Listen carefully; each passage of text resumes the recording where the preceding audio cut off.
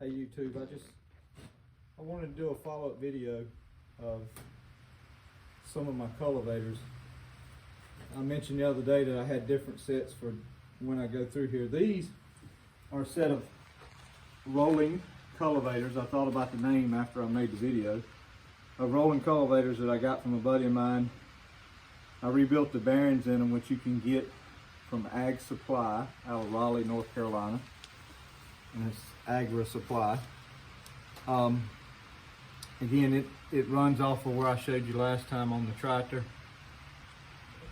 You can see the beveled end of these a whole lot more prominent than the ones I showed you on the tractor and the flat side right here. And so these with this size of bevel will really move some dirt. And coming back here was a set that I rebuilt a couple of years ago. And I purposely found some rolling cultivators that had tines that were wore down.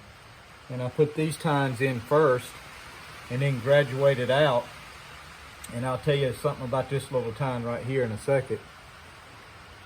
I graduated out larger so I could really get close to small seeds. I haven't used them in about a year, but these are the ones I used to hang on my tractor with the cuff instead of the arms. So this year will be the first year I've used the arms.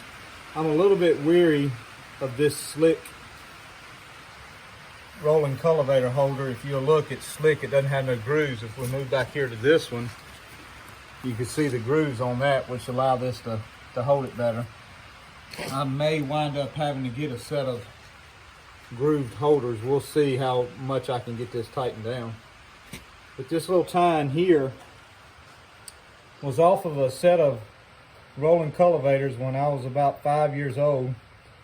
And it didn't have the frame on it. It just had the stems here and the bolts. And I used to put my hands like this and roll it through the dirt like I was plowing the field when I was little. I know it's a dangerous tool to play with. So just for nostalgic reasons, I took this tine and put on here. Really doesn't move that much dirt because it's not really made to move dirt. It's just actually made to bust up dirt. And back here is a set that in the 90s, it kind of got real popular with tobacco farmers. And somebody came up with this little kit with the spacers and the washers. And what it was used for is when you were what's called laying by tobacco. That means plowing it for the last time. You would run these through it and it would really push the dirt up around the plant. And or a lot of guys used them for refreshing the rolls right before they planted tobacco. They would go through and run these through and refreshen them up before they planted them. So I don't know what the name is. I call them disc rolling cultivators, I guess. But they probably were pretty indigenous to the South. And like I said, they really got used a lot in the 90s. I wanted to show you an example of the turning hose I mentioned the other day. And these would go on the arms of the tractor. And what would happen if your roll was right here of corn, you know, depending on the size of it, you'd have that thing set somewhere along there. Again, that roll of corn is going to be the center of the tractor where I was showing you in the last video. And these are going to be around it. And they're almost like a mini turning plow. That end goes in and it just flips that dirt just like that around that plant. It just rolls dirt around the plant. And I guess these would be good for if you got some soil that's a little hard and the rolling cultivators can't quite move the dirt over there. These would dig down almost like a little plow and just roll a little hill of dirt over. They're pretty good if you get these set up at the right place with the back feet. You can go through. They're not like the best thing if you're trying to get grass out. If you're trying to get grass out, that's what you want right there. But if you're just plowing and trying to wrap some dirt around the plant, these right here will work perfect.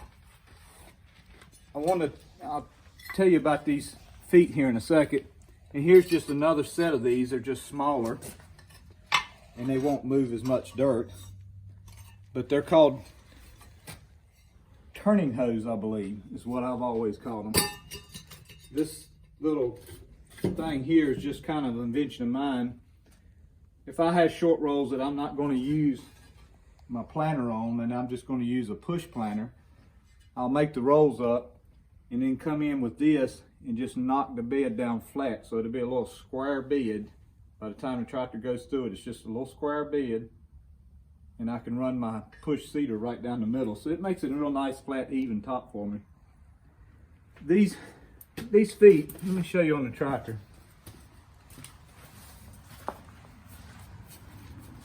When you're making rolls, these are good.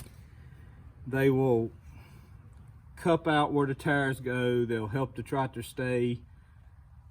They help it stay during the whole cultivating season, but they actually kind of make a hole. And when I say a hole, they dig down their shovels. And by the way, there are adjustments on these feet here for each shovel you put in here. So when you let this down, you don't want it dragging just straight. You actually want it to let down into a little bit of an angle, so it's kind of sliding up under the dirt. So the reason why I would change them to these and the shovels on the tractor are going to do pretty close to the same thing, is grass. These wings right here will undercut grass that may get missed by this last tine. A lot of times this wing will undercut them. If these ain't quite getting them, then you really have a grass problem. A lot of times you can see where that wing right there would undercut, because by the time you have it on the tractor and the back feet on the tractor and this adjusted right, it's probably going to be running about like that. That spline's going to be at the very last of the row, and then that wing will cut it. The other thing to do, when I plow corn for the last time, beans for the last time, anything I plow for the last time, I do like to run these for one big reason for me, not so much for the grass, is it gives me a smooth place to walk and I'm not falling in that hole that the shovels make. I had a video of this running a little bit behind it about 20 years ago when I got married. I moved to the house up the road for about a year or two, and I tinkered with it and never really could get it running right. So last fall I was up at my buddy's house. It was his house, and I seen it and I asked him, I said, let me take that thing home. So I took it home and totally rebuilt it, just as a satisfaction of having one good decent lawnmower. The engine codes out to be a 1966 model, and I think it's 4 horsepower. And yeah, I got a sticker.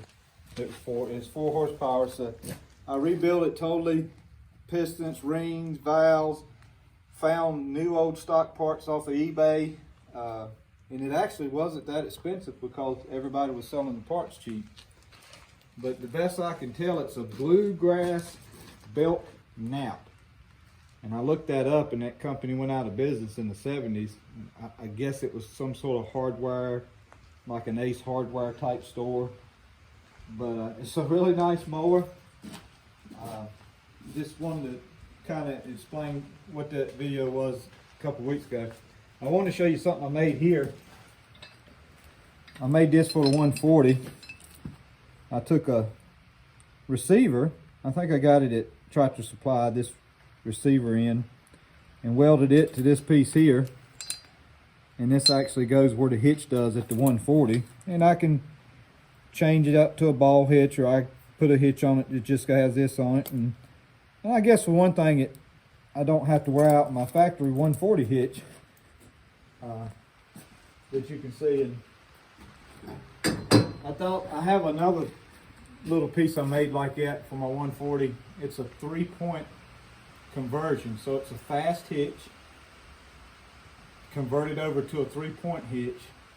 And it's not like these kits that you see on eBay or kits that you see on some of these websites. I used a 3-point hitch quick connector and welded a fast hitch prong to it. And my neighbor actually has it, using it now on a little 3-point hair he has. And next couple of days I'll stop by and shoot a quick video of it so you can see it. And if you want to build one, it's not too bad. You get a fast hitch prong, 3-point quick hitch, weld the prong on it, and you got a converter. And so it's not that bad at all. Thank you for watching.